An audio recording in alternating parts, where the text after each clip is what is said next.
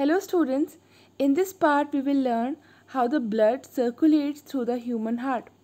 Circulation of blood through human heart is called as double circulation because the blood travels twice through the heart. It has resulted into two independent circulations called as pulmonary circulation and the systemic circulation. Pulmonary circulation is the circulation between your heart and the lungs, and systemic circulation, it is between your heart and the body parts. Why do we need a circulatory system? We have discussed in the first part of this chapter. It is basically required for distributing oxygen and nutrients throughout the body and collecting the waste and carbon dioxide from all the body parts. Okay, so when oxygen enters inside the body, from where does it enter? It enters through the respiratory system when you inhale the air rich in oxygen. Once the air rich in oxygen is inhaled, it reaches in your lungs, and where in the lungs? It reaches the last part, that is the air sac or the alveoli. And each alveoli is covered by number of capillary. If we magnify the structure of one single alveoli, it is covered by number of capillaries. And what is the capillary doing around the alveoli? It is bringing the deoxygenated blood, which is rich in carbon dioxide. And the alveoli, after inhaling the air, is rich in oxygen.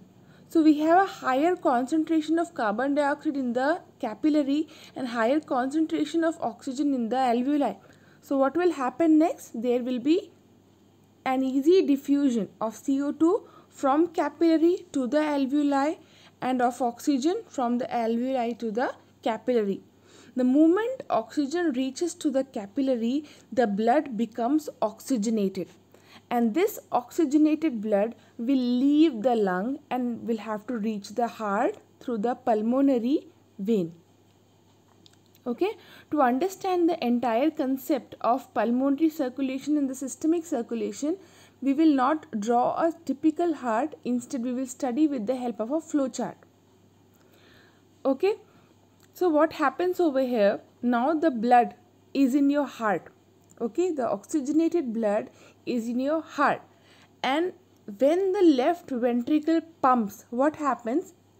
The oxygenated blood reaches the aorta, which is the largest blood vessel of your body. Aorta divides into number of smaller arteries and the capillary to deliver the oxygenated blood. Okay, now this oxygenated blood from the left ventricle through the aorta is distributed to all the body parts. Okay, all the body parts, they are going to use oxygen and they are going to liberate carbon dioxide. Carbon dioxide released by the body parts or the tissue makes the blood deoxygenated. Now this deoxygenated blood from all the body parts will reach the right atrium with the help of a blood vessel called as vena cava. And this type of circulation is called as systemic circulation. So systemic circulation involves left ventricle, aorta, body tissues, vena cava and the right atrium. Okay, so if the question comes, name the chambers of the heart involved in the systemic circulation, it is left ventricle and the right atrium, and the blood vessels involved are aorta and the vena cava. Now the deoxygenated blood reached the right atrium. From right atrium, it will come into the right ventricle, and right ventricle will pump the blood to the lungs with the help of pulmonary artery.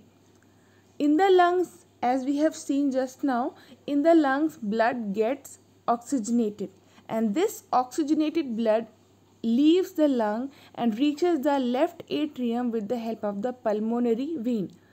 This is called as pulmonary circulation.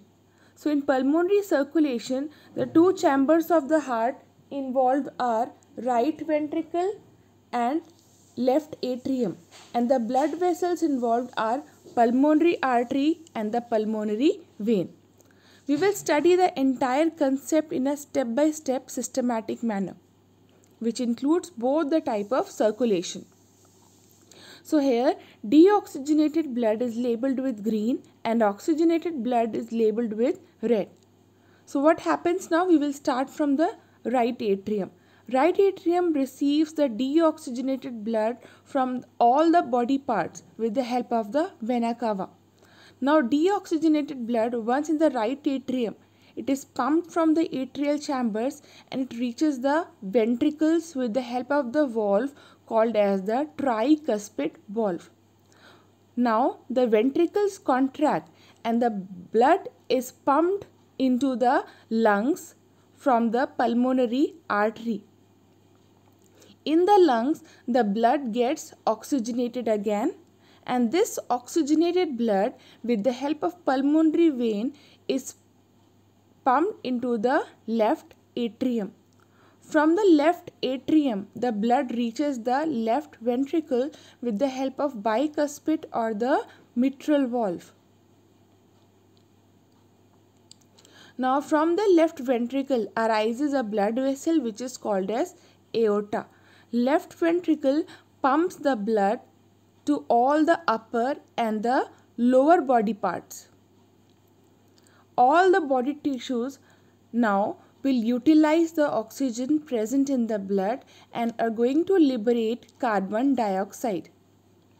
Okay, this carbon dioxide makes the blood deoxygenated, and now this deoxygenated blood needs to be carried to the right atrium with the help of a blood vessel called as vena cava.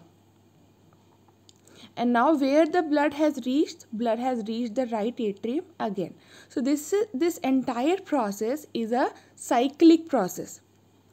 In the next class, we will study about the cardiac cycle.